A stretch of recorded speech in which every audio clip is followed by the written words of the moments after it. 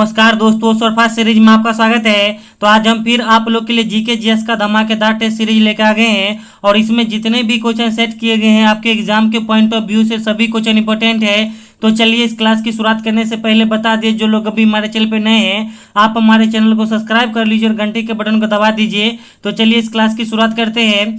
तो पहला क्वेश्चन है कि दक्षिण भारत की गंगा किस नदी को कहा जाता है? तो ऑप्शन में गोदावरी नदी, कोसी नदी, दामोदर नदी, ब्रह्मपुत्र नदी। तो देखिए दक्षिण भारत की गंगा जो है गोदावरी नदी को कहा जाता है। और आपको बता दें कि गोदावरी नदी जो है दक्षिण भारत की सबसे बड़ी नदी भी है। अब सभी ऑप्शन को देख लेते हैं। तो देखिए बिहार का शोक जो है कोसी नदी को कहा जाता है और कोसी नदी सबसे ज्यादा पथ परिवर्तन करने के लिए जानी जाती है। उसके बाद देखिए बंगाल का शोक जो है दामोदर नदी को कहा जाता है। उसके बाद देखिए ब्रह्मपुत्र नदी के द्वारा जो है विश्व का सबसे बड़ा नदी द्वीप जो है माजुली द्वीप असम में बनाया गया है। अब चलिए अगला क्वेश्चन देखते हैं।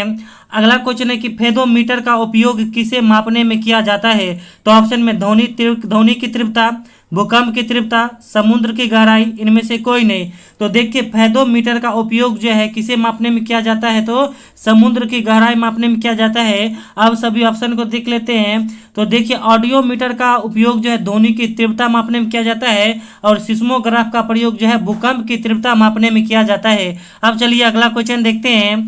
अब अगला क्वेश्चन है कि दुधवा राष्ट्रीय उद्यान कहाँ स्थित है? तो ऑप्शन में उत्तराखंड, असम, जम्मू कश्मीर, उत्तर प्रदेश। तो देखिए दुधवा राष्ट्रीय उद्यान जो है उत्तर प्रदेश में स्थित है, क्योंकि देखिए यह हम कई बार बता चुके हैं और आप लोग से यह सब क्वेश्चन गलत नहीं होना चाहिए। उसके बाद सभी ऑप्शन को देख लेते हैं। तो देखिए जिम कॉर्बेट नेशनल पार्क जो है उत्तराखंड में स्थित है और जिम कॉर्बेट नेशनल पार्क का नया नाम है रामगंगा नेशनल पार्क। अब देखिए असम में जो है आपको काजीरंगा नेशनल पार्क स्थित है। उसके बाद देखिए दच्चीग्राम नेशनल पार्क या हेमिस नेशनल पार्क आपको जम्मू कश्मीर में स्थित है। अब चलिए अगला क्वेश्चन देखते हैं। अगला क्वेश्चन है कि भारत में चंदन की लकड़ी के लिए प्रसिद्ध राज्य है? तो ऑप्शन में असम, केरल, कर्नाटक, पश्चिम बंगाल। तो देखिए भारत में जो है चंदन की लकड़ी के लिए प्रसिद्ध राज्य कौन है? तो कर्नाटक है। अब सभी ऑप्शन को देख लेते हैं और आपको बता दें कि कॉफी का उत्पादन भी सबसे ज्यादा कर्नाटक में ही होता है। उसके बाद सभी ऑप्शन को देखते हैं। तो देखिए चाय उत्पादन में अग्रणी राज्य असम है और मसाला उत्पादन में अग्रणी राज्य केरल है और चावल उत्पादन में अग्रणी राज्य पश्चिम बंगाल है। और आप लोग को बता दें कि आप लोग को क्लास अच्छा लगता हो तो प्लीज वीडियो को लाइक कीजिए, हमें सपोर्ट कीजिए और अपने दोस्तों में भी इस क्लास को शेयर कर दीजिए। तो चलिए अब अगला क्वेश्चन देखते हैं। अगला क्वेश्चन है कि संविधान में मौलिक अधिकार कहाँ से लिया गया है? तो ऑप्शन में अमेरिका, कनाडा, ब्रिटेन, आयरलैंड। तो देखिए संविधान में जो है मौलिक अधिकार अमेरिका के संविधान से लिया गया है। उसके बाद देखिए संघीय प्रणाली कनाडा के संविधान से लिया गया है, संसदीय प्रणाली ब्रिटेन के संविधान से लिया गया है और नीति निर्देशक तो जो है आयरलैंड के संविधान से लिया गया है। अब चलिए अगला क्वेश्चन देखते हैं। अगला क्वेश्चन है कि भारतीय राष्ट्रीय कांग्रेस की पहली महिला अध्यक्ष कौन है? तो ऑप्शन में सरोजनी नायडू, एनी बेसेंट, विजया लक्ष्मी पंडित, इनमें से कोई नहीं। तो देखिए भारतीय राष्ट्रीय कांग्रेस की पहली महिला अध्यक्ष थी एनी बेसेंट। इन्होंने जो है 1917 के कांग्रेस अधिवेशन की अध्यक्षता की थी। उसके बाद देखिए अगर पहली भारतीय महिला अध्यक्ष पूछा जाए तब वो हो जाएगी सरोजनी नायडू और इन्होंने जो है 1925 में जो है भारतीय राष्ट्रीय कांग्रेस के अधिवेशन की अध्यक्षता की थी। उसके बाद देखिए संयुक्त राष्ट्र संघ यानी यूएनओ की जो है पहली महिला अध्यक्ष जो है विजया लक्ष्मी पंडित थी। अब चलिए अगला क्वेश्चन देखते हैं। अगला क्वेश्चन है कि कानपुर से 1857 की क्रांति का नेतृत्व किसने किया? तो ऑप्शन में रानी लक्ष्मीबाई, नाना साहेब, वीर कुमार सिंह, इनमें से कोई नहीं। तो देखिए कानपुर से जो है 1857 की क्रांति का नेतृत्व किसने किया था? तो ये जो है नाना साहेब ने किया था। मगर यही आपको पूछ देगा कि कानपुर से जो है 1857 की क्रांति में सेना का नेतृत्व किसने किया था? तो उसमें हो जाएगा तात्या टोपे, ठीक ना। उसके बाद देखिए झांसी से जो है इस क्रांति का नेतृत्व रानी लक्ष्मीबाई ने किया था और अपने बिहार से जो है इस क्रांति का नेतृत्व वीर कुंवर सिंह ने किया था। अब चलिए अगला क्वेश्चन देखते हैं। अगला क्वेश्चन है कि ब्रह्मपुत्र नदी का उद्गम स्थल कहाँ है? तो ऑप्शन में मानसरोवर झील, गोसाईनाथ चोटी, अमरकंटक, इनमें से कोई नहीं। तो देखिए ब्रह्मपुत्र नदी का उद्गम स्थल जो है मानसरोवर झील है। अब सभी ऑप्शन को देख लेते हैं। तो देखिए कोसी नदी का उद्गम स्थल गोसाईनाथ चोटी है और सोन नदी का उद्गम स्थल जो है अमरकंटक है। अब चलिए अगला क्वेश्चन देखते हैं।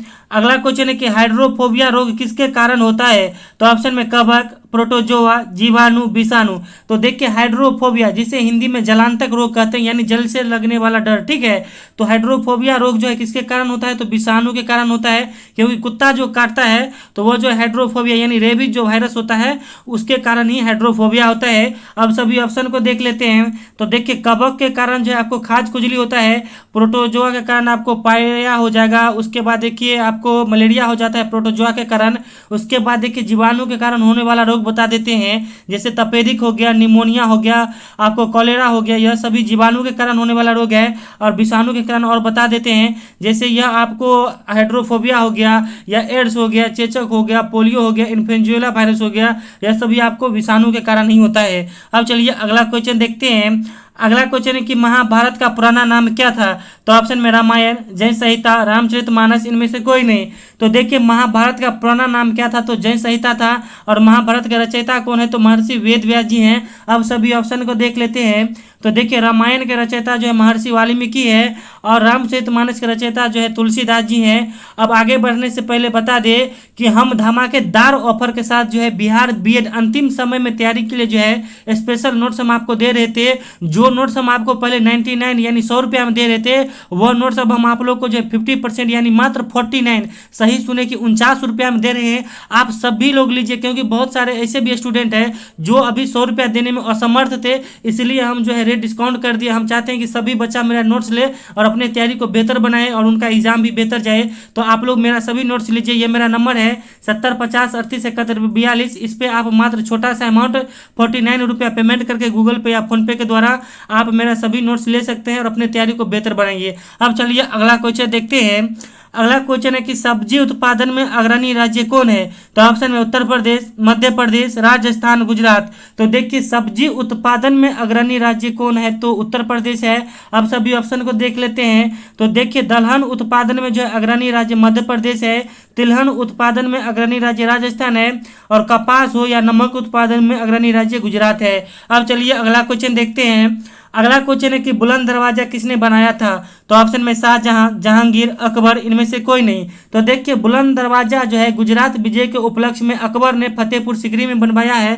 अब सभी ऑप्शन को देख लेते हैं।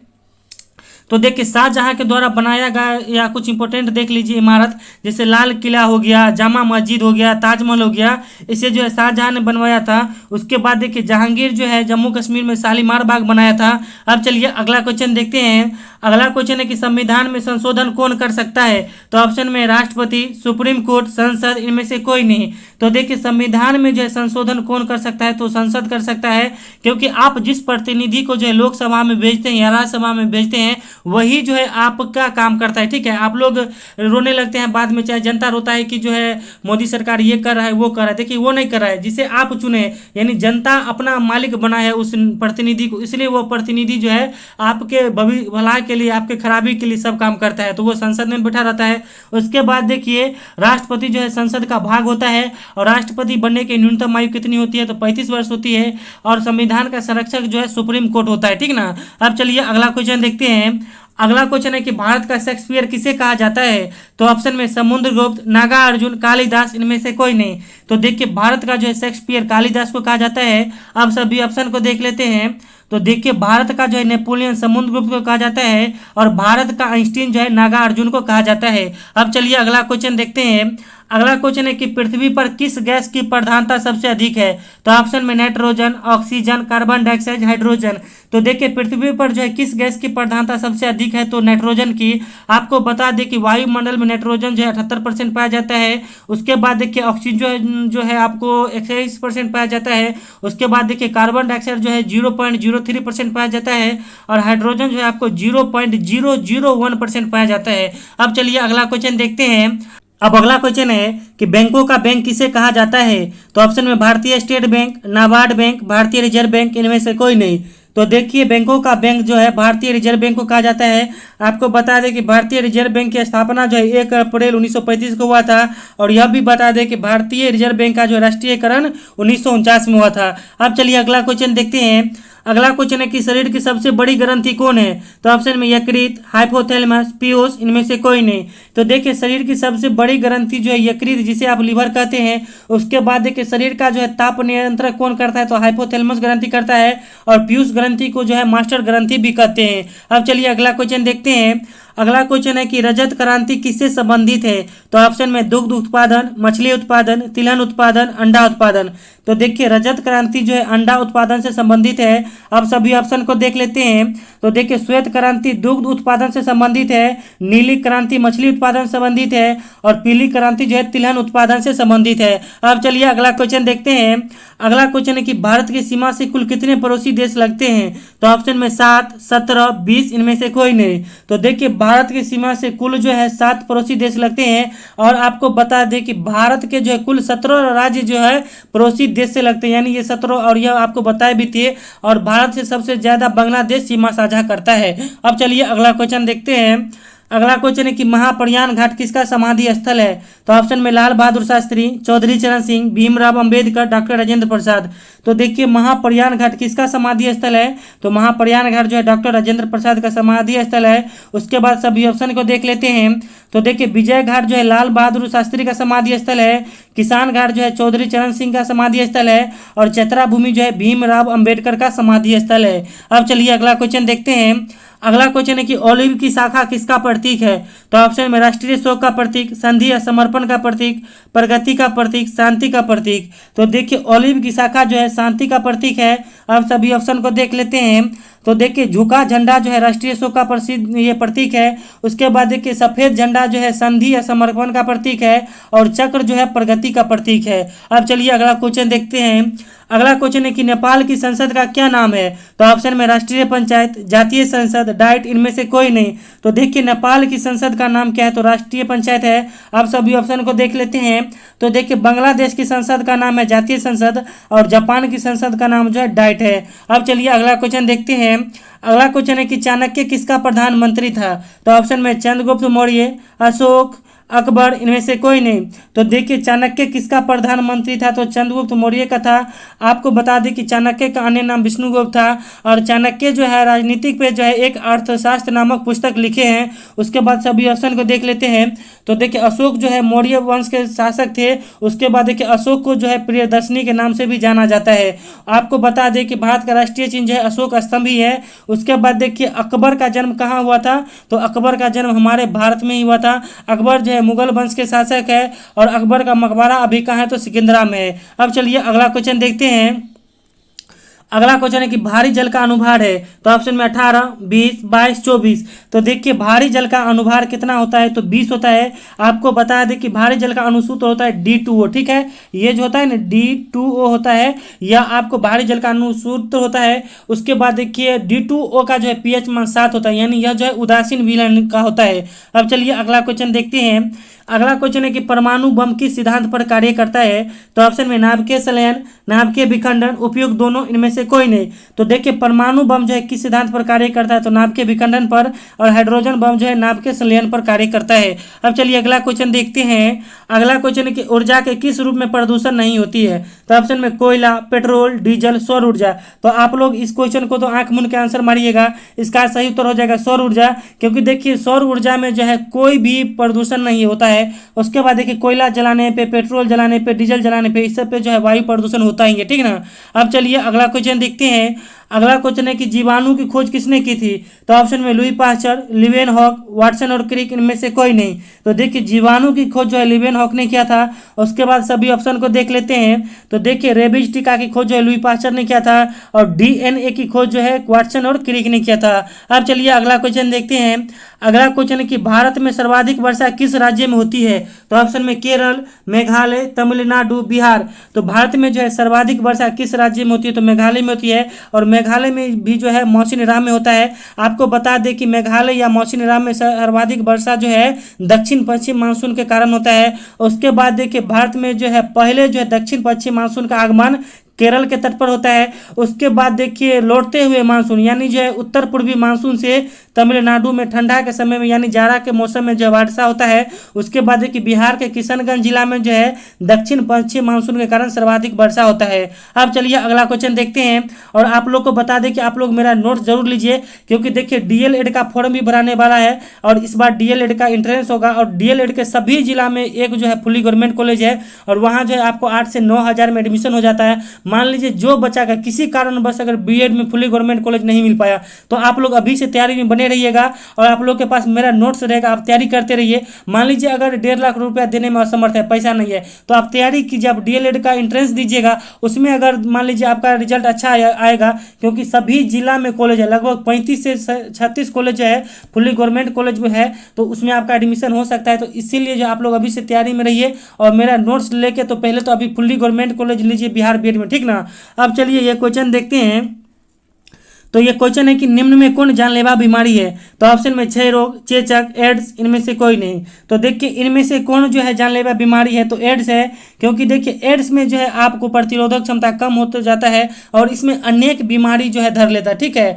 जब ये आपके शरीर में प्रतिरोधक क्षमता यानी एंटीबॉडी समाप्त हो जाएगा तो आप 100 बीमारी का शिकार हो जाएंगे। और एड्स जो है आपको विषाणु के कारण होता है, और क्षय रोग यानी टीबी जो है आपको जीवाणु के कारण होता है, चेचक जो है आपको वायरस यानी विषाणु के कारण होता है। अब चलिए अगला क्वेश्चन देखते हैं। अगला क्वेश्चन है कि रॉयल बंगाल टाइगर कहाँ पाया जाता है? तो ऑप्शन में Dudhwa national park, Kaziranga national park, Hamish national park, Sundarban national park. तो देखिए रॉयल बंगाल टाइगर जो है सुंदरबन नेशनल पार्क यानी पश्चिम बंगाल में पाया जाता है, यानी सुंदरबन राष्ट्रीय उद्यान में, ठीक ना। उसके बाद सभी ऑप्शन को देख लेते हैं। तो देखिए दुधवा नेशनल पार्क जो है उत्तर प्रदेश में स्थित है, काजीरंगा नेशनल पार्क असम में स्थित है, हेमिश नेशनल पार्क जो है आपको जम्मू कश्मीर में स्थित है। अब चलिए अगला क्वेश्चन देखते हैं। अगला क्वेश्चन है कि जादू टोना की चर्चा किस वेद में है? तो ऑप्शन में ऋग्वेद, यजुर्वेद, सामवेद, इनमें से कोई नहीं। तो देखिए जादू टोना की चर्चा किसमें है? तो अथर्ववेद में है, जो कि इसमें नहीं दिया हुआ, ठीक है। इसका सही उत्तर हो जाएगा अथर्ववेद, और हम कई बार बता चुके हैं। उसके बाद सभी ऑप्शन को देख लेते हैं। तो देखिए गायत्री मंत्र जो है ऋग्वेद से लिया गया है, कर्मकांड की चर्चा यजुर्वेद में है और संगीत की चर्चा सामवेद में है। तो आप लोग याद रखिएगा कि बहुत सारा 2-4 आंसर जो है इनमें से कोई भी नहीं बोला रहता है, तो इसका भी आप लोग ध्यान रखेंगे। अब चलिए अगला क्वेश्चन देखते हैं। अगला क्वेश्चन है कि संविधान की कुंजी किसे कहा जाता है? तो ऑप्शन में पूरे संविधान को, सुप्रीम कोर्ट को, राष्ट्रपति को, संविधान की प्रस्तावना को। तो देखिए संविधान की कुंजी जो है संविधान की प्रस्तावना को कहा जाता है। आपको बता दें कि प्रस्तावना का जो है अंगीकरण 26 नवंबर 1949 को जो है संविधान में हुआ था, यानी अंगीकृत किया गया। उसके बाद देखिए प्रस्तावना का विचार जो है अमेरिका के संविधान से लिया गया है, और प्रस्तावना की जो भाषा ऑस्ट्रेलिया के संविधान से लिया गया है। अब चलिए अगला क्वेश्चन देखते हैं। अगला क्वेश्चन है कि नाशपाती का खाने योग्य भाग है? तो ऑप्शन में भ्रूणपोष, मांसल पुष्पासन, एरिल, इनमें से कोई नहीं। तो देखिए नाशपाती का खाने योग्य भाग होता है मांसल पुष्पासन। उसके बाद देखिए नारियल का खाने योग्य भाग भ्रूणपोष होता है, और लीची का खाने योग्य भाग एरिल होता है। अब चलिए अगला क्वेश्चन देखते हैं। अगला क्वेश्चन है कि डल झील किस राज्य में है? तो ऑप्शन में महाराष्ट्र, जम्मू कश्मीर, मणिपुर, केरल। तो देखिए डल झील जो है किस राज्य में है? तो जम्मू कश्मीर में स्थित है, और वुलर झील भी आपको जम्मू कश्मीर में है। उसके बाद देखिए लोनार झील महाराष्ट्र में है। उसके बाद देखिए लोकटक झील मणिपुर में है, और वेमनार झील जो है केरल में स्थित है। अब चलिए अगला क्वेश्चन देखते हैं। अगला क्वेश्चन है कि झारखंड के राज्यपाल कौन है? तो ऑप्शन में रमेश बैस, जगदीप धनखड़, आनंदीबेन पटेल, फागू चौहान। तो देखिए झारखंड के जो है राज्यपाल कौन है? तो रमेश बैस है। आप सभी ऑप्शन को देख लेते हैं। तो देखिए पश्चिम बंगाल के राज्यपाल जगदीप धनखड़ जी हैं, उत्तर प्रदेश के राज्यपाल आनंदीबेन पटेल है, और बिहार के राज्यपाल फागू चौहान जी हैं। अब चलिए अगला क्वेश्चन देखते हैं। अगला क्वेश्चन है कि जर्मन सिल्वर में क्या नहीं होता है? तो ऑप्शन में कॉपर, निकेल, जिंक, सिल्वर। तो देखिए जर्मन सिल्वर में जो है सिल्वर नहीं होता है। उसके बाद इसमें आपको कॉपर, निकेल, जिंक पाया जाता है। अब चलिए अगला क्वेश्चन देखते हैं। अगला क्वेश्चन है कि पृथ्वी दिवस कब मनाया जाता है? तो ऑप्शन में 22 मार्च, 22 अप्रैल, 29 अगस्त, 1 दिसंबर। तो देखिए पृथ्वी दिवस जो है 22 अप्रैल को मनाया जाता है। अब सभी ऑप्शन को देख लेते हैं। तो देखिए 22 मार्च को जो है विश्व जल दिवस मनाया जाता है, और 29 अगस्त को राष्ट्रीय खेल दिवस मनाया जाता है, और 1 दिसंबर को जो है विश्व एड्स दिवस मनाया जाता है। अब चलिए अगला क्वेश्चन देखते हैं।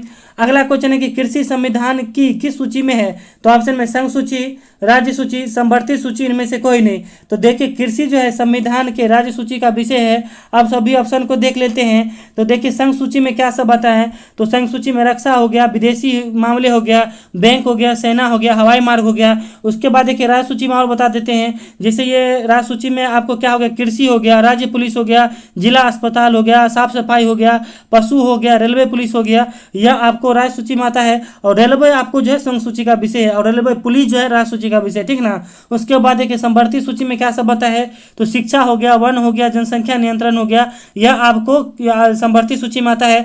और आपको बता दें की सूची की बात की जाए तो सूची जो है संविधान के 7वीं अनुसूची में है। अब चलिए अगला क्वेश्चन देखते हैं। अगला क्वेश्चन है कि धुआंधार जलप्रपात किस नदी पर स्थित है? तो ऑप्शन में शरावती नदी, कावेरी नदी, नर्मदा नदी, इनमें से कोई नहीं। तो देखिए धुआंधार जलप्रपात जो है किस नदी पर है? तो नर्मदा नदी पर जबलपुर में स्थित है। उसके बाद देखिए जोग या गौरसप्पा जलप्रपात शरावती नदी पर है। उसके बाद देखिए शिव समुद्रम जलप्रपात कावेरी नदी पर स्थित है। अब चलिए अगला क्वेश्चन देखते हैं। अगला क्वेश्चन है कि मोहनजोदड़ो का अर्थ क्या होता है? तो इस क्वेश्चन का आंसर आप लोग कमेंट बॉक्स में बताइएगा, खासकर जो लोग पहले से हमारे साथ जुड़े हुए हैं, क्योंकि जो हम आपको जीके जीएस का नोट्स दिए हैं वो उसमें यह क्वेश्चन हूबहू दिया हुआ है, तो थोड़ा हम हिंट कर देते हैं। तो देखिए मोहनजोदड़ो का अर्थ होता है मृतकों को टीला या बाढ़ से बहने वाला जगह, ठीक है। तो इसी में से एक सही उत्तर है, तो आप लोग सही उत्तर दीजिएगा। और आप लोग को इस 40 क्वेश्चन में कितना मार्क आया है आप हमें कमेंट करके जरूर बताइए और अपने तैयारी को बेहतर बनाइए। तो चलिए thank you, all the best, हमारे साथ बने रहिए। Thank you.